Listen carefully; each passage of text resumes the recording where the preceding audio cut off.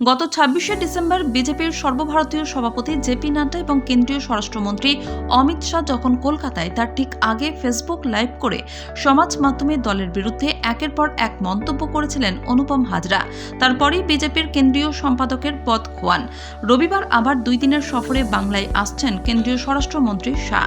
আর ঠিক সেই আবহে অনুপম ঘোষণা করে দিলেন ২০২৪ সালের লোকসভা ভোটে তিনি বোলপুর কেন্দ্র থেকে লড়বেন। সেই সঙ্গে বিজেপি নেতার ইঙ্গিতবাহী মন্তব্য, লড়াই করতে গেলে দলের প্রয়োজন হয় না, মানুষ চাইছে তাই লড়ব।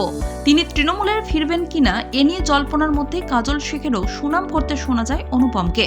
বারবার দলবিরোধী মন্তব্য করে বিতর্কে জড়িয়েছেন অনুপম। তার জেরে কিছুদিন আগে বিজেপির কেন্দ্রীয় সম্পাদকের পদ থেকে অপসারিত করা হয় তাঁকে। কিন্তু অনুপমের বিদ্রোহ থামেনি।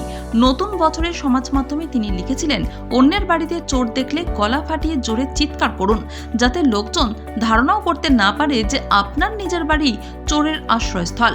তারপর সম্প্রতি ব্রিগেডে গীতা পাঠের অনুষ্ঠানে টিকিট বিক্রি এবং টাকা তোলার অভিযোগ তুলেছিলেন, যার প্রেক্ষিতে অনুপমকে পাল্টা কটাক্ষ করেন তার দলের নেতাদের বিরুদ্ধে অভিযোগ তুলে বিক্ষোভের মুখেও পড়েন।